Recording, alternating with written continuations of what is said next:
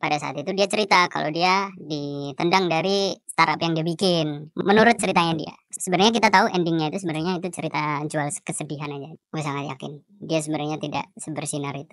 Dan dia bisa mengarang ceritanya, baik itu yang ceritanya dia di Google, baik itu dia ceritanya S2, hanya menutupi ya ke-insecure-nya dia, dan kemudian dia tipu-tipu sana sini ya. Saya nggak tahu sebenarnya motivasinya apa ya, mungkin kalau dilihat dari apa yang dia punya dan apa yang dia kontrak dan kredit, mobil dan yang lain-lainnya ya, it's all about lifestyle. Beberapa waktu yang lalu, media dibuat ramai dengan pemberitaan hilangnya seorang pemuda yang juga seorang founder sebuah startup yang bernama Kecilin, Christopher Farrell Milenio Kusuma. Farrell dilaporkan hilang di Pantai Pandanpayung, Bantul pada 9 Februari 2025. Masyarakat heboh, bagai bola liar, asumsi bergulir ke sana kemari. Ada yang beranggapan Farrell hilang secara misterius. Ada pula yang meyakini Farrell hilang mengakhiri hidupnya sendiri. Namun berbeda dengan Anggoro. Anggoro beserta beberapa orang lainnya meyakini hilangnya Farrell di Pantai Pandanpayung merupakan satu dari ribuan tipu muslihat pemuda berusia 25 tahun ini. Keyakinan Anggoro dan beberapa orang lainnya ini bukan tanpa alasan. Farrell diyakini terlibat sejumlah kasus penipuan dengan angka fantastis. Diperkirakan kerugian akibat penipuan Farrell bisa mencapai miliaran rupiah. Kami berkesempatan untuk mewawancarai 2 dari sekian banyak korban Farrell, termasuk Anggoro dan salah satu kerabat dekat yang juga menjadi korban penipuan Farrell.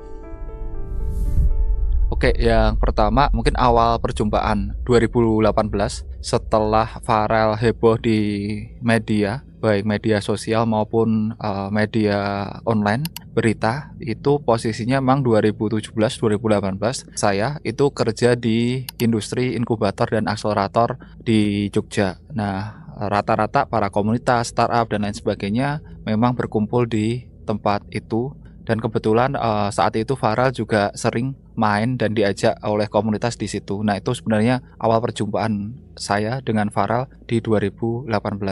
Jadi dulu gue satu SMP sama satu SMA juga sama si Farrell ini. Pas SMP kalau nggak salah dia anak Olim kalau nggak salah. Namanya tuh pas itu Bocah Mipawolu.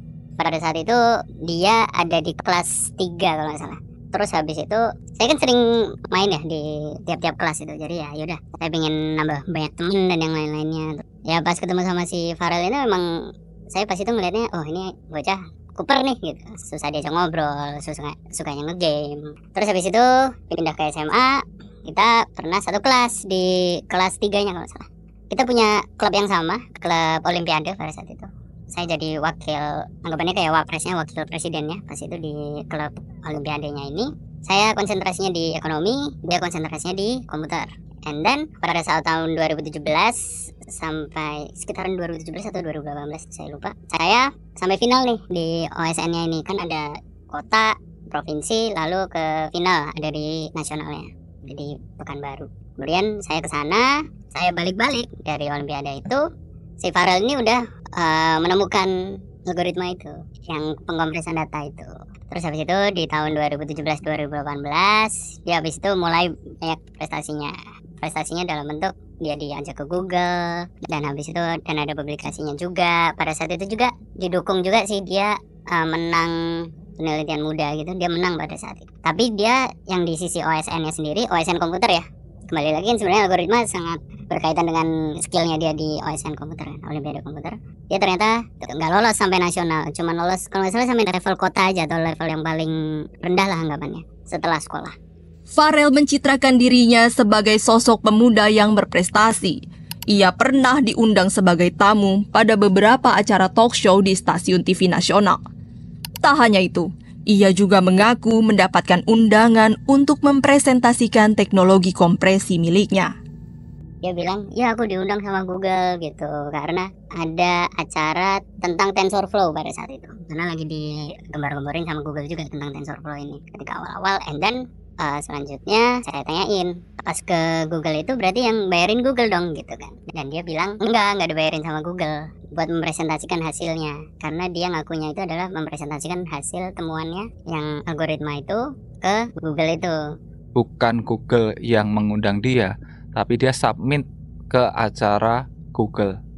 Dan dia mengakui kalau ternyata ke Google itu dia by invitation newsletter yang memang bentuknya adalah conference. Jadi hitungannya dia memang tidak mempresentasikan apapun di Google itu as a audience. Terus selanjutnya saya tanyain, pas ke Google itu dibiayain sama siapa? Kan pasti ada cost ya di situ. Dia bilang pada saat itu ada suatu perusahaan BUMN, ya sadly tipu juga berarti ya. Terus habis itu yang kedua ada dari sisi gereja. Iya, dari informasi ketika ini viral, dengan saya mendapatkan banyak informasi, ya memang itu dia tanggung sendiri. Dari biaya, siapa yang membiayai barangkali menurut saya bisa dari keluarga pribadi. Di bio IG-nya dia bilang kalau dia itu MBA, Master of Business Administration di University of York. Dan ternyata itu hanya course online. Kemudian salah satu dari kita melakukan investigasi juga ya tentang Farel. Kita buka prediktinya. Ternyata dia drop out dari UGM Ilmu Komputer. Dia nge-branding dirinya bahwa dia bisa S2 di luar negeri. Dan ternyata S2 itu bukan S2 tapi online course. Tak hanya kepada Anggoro dan Z, dari penelusuran kami, Farel diketahui juga telah melakukan tindak penipuan terhadap MA. Farel diduga melakukan tindak penipuan lantaran ia dikejar oleh debt collector dari sebuah perusahaan pembiayaan akibat ulahnya menggadaikan objek jaminan fidusia. Kenapa bisa stres itu? Lebih ke bagaimana kami itu sudah bersahabat sangat lama. Dan mungkin secara pribadi kebiasaan saya ketika teman-teman ya founder dan lain sebagainya itu pinjam uang, itu ya langsung transfer aja kayak gitu. Apakah ini bodoh?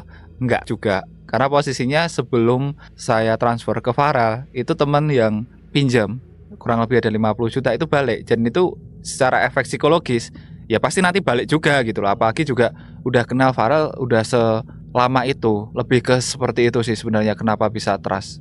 Kalau untuk aku sendiri, udah ada track record sebelumnya. Sebenarnya udah ada track record sendiri saya dengan Farel itu, dan sudah cukup lama dari 2018 sampai kejadian di 2023. Yaudah yuk kita bikin startup gitu. Namanya BitByte, nama informal. Karena ini belum dijadikan PT. Belum ada pembagian saham, belum ada yang lain-lainnya gitu. Jadi pada saat itu dia ketika bikin kontrak kerja, dia menggunakan namanya PT Sudah Skala Guna. Pada saat itu saya udah bikin tanda tangannya, semua suruh tanda tangan kan, beserta ada rincian gaji dan yang lain-lainnya. Hanya gaji aja, nggak BPJS dan yang lain-lainnya, karena memang masih informal. Bagian pihak pemberi kerjanya itu atas nama dari bapak dari si Farel, Bapak Monovan pada saat itu, sesuai dari si kertasnya ya. Kemudian dari sisi penerima kerjanya udah tiap-tiap dari si pekerjanya. Setelah saya serahkan, saya selalu minta balik dong tanda tangan dari sisi pihak sananya, pihak pemberi kerjanya. Kan saya nggak pernah dapet nih sampai hari ini. Jadi selalu terhenti saat saya udah tanda tangan menggunakan privy, udah saya kasih ke sana dan baliknya nggak ada tanda tangan dari sana. Tapi gajian tetap jalan.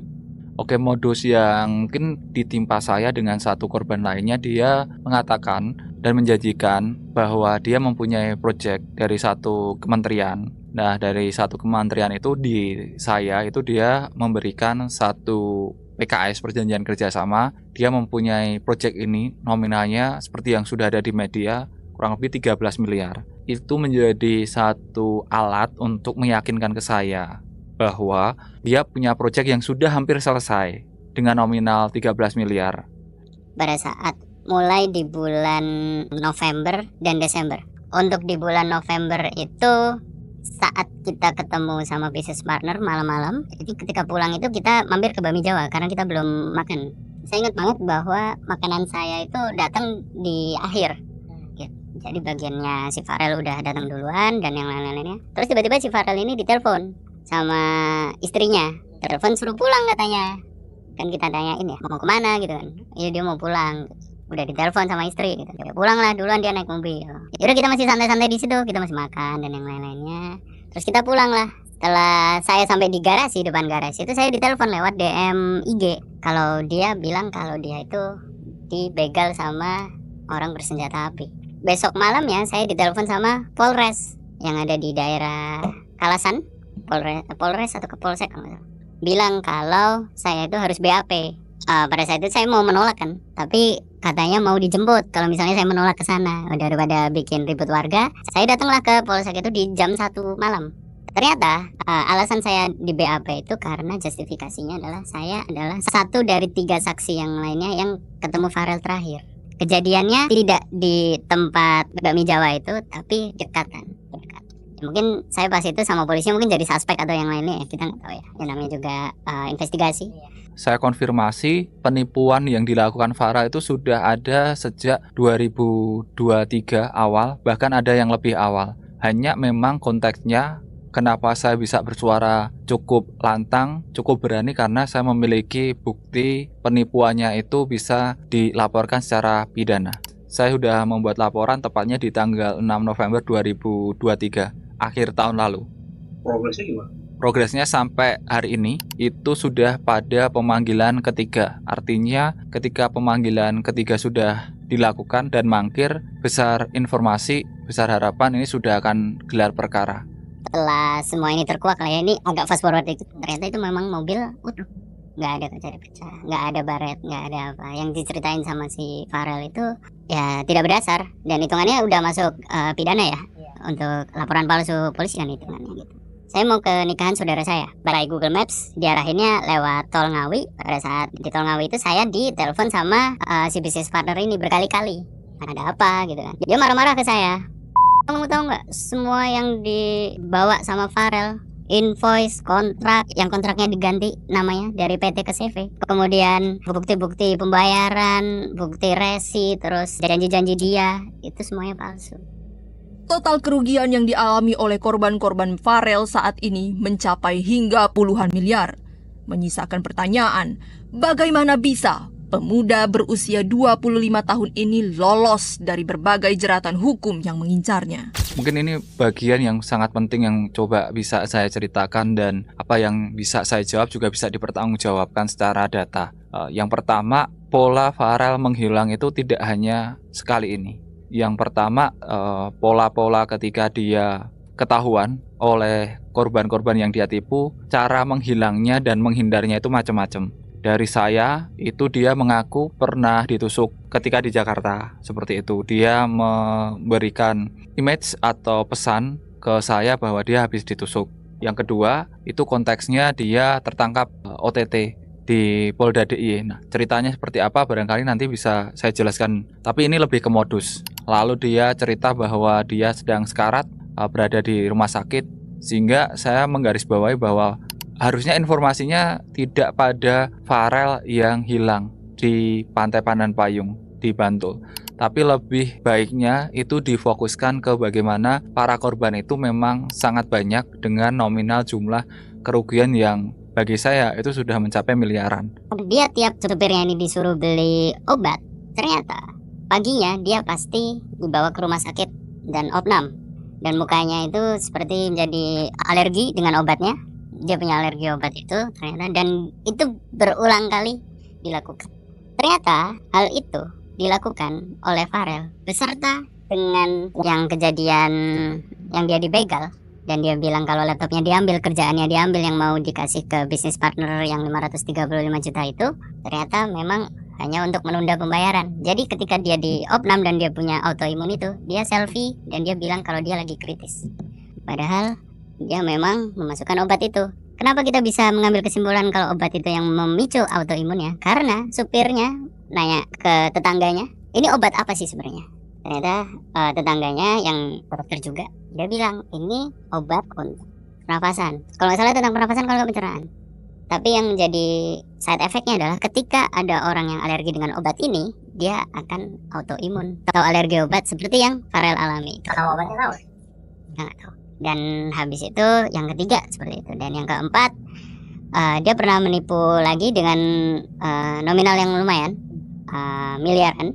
Dan di miliaran ini ketika mau ditanyakan lagi ke istrinya, karena pada saat itu Farel ini tidak bisa dihubungin, pas itu posisinya di Jakarta, dan yang ditipu ini juga sama-sama di Jakarta. Ketika mau dikonfront sama si yang korban ini, telepon ke istrinya juga bilang, dia nangis-nangis, kemudian dia bilang kalau Farel ini lagi disekap sama orang. Apakah kejadian itu benaran? No, just their imagination aja. Dan kemudian korbannya lengah, kabur.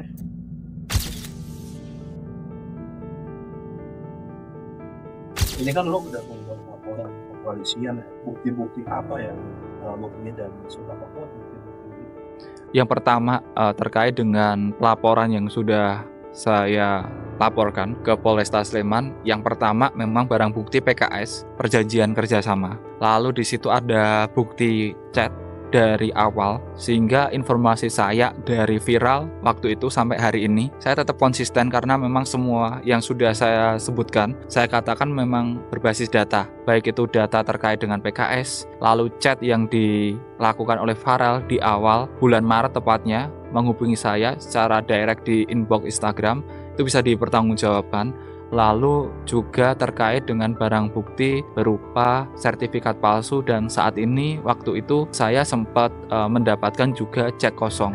Artinya cek kosong adalah cek itu ditandatangani oleh Farel untuk sebenarnya diberikan ke saya, yang mana harusnya itu menjadi jaminan ke saya bahwa nanti uang yang saya berikan ke Farel itu bisa balik.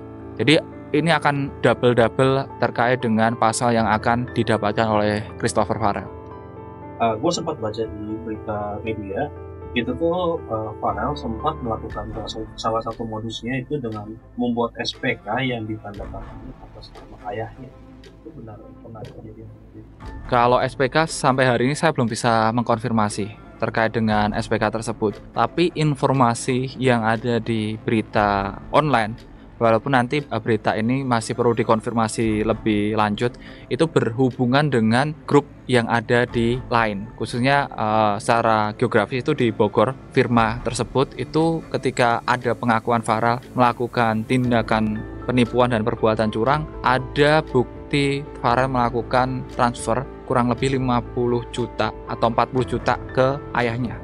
Sehingga ini barangkali bisa diinvestigasi oleh teman-teman media atau rekan-rekan media untuk mengkonfirmasi ini. Tapi posisinya sampai hari ini Farel sudah 3 kali mangkir pemeriksaan dan pemberian keterangan, juga keluarganya yang tidak memberikan keterangan ketika dipanggil oleh penyidik, tidak kooperatif sampai hari ini. Apa yang lu dapetin setelah pemberitaan ini ramai? Yang pertama, itu mungkin saya garis bawahi, itu beberapa teman-teman dari Farel itu mengkonfirmasi ke saya berkaitan dengan salah satu viral yang memang sudah dipublikasi oleh tim dari e-commerce. Lalu yang kedua, saya mendapatkan juga informasi ini atau begini, ini akan menjadi bahan saya untuk saya sampaikan ke pengadilan. Karena menurut saya sampai pada berita ini viral, tidak ada etikat baik dari keluarga maupun siapapun yang berhubungan dengan Farel yang menghubungi saya secara langsung setelah ini viral.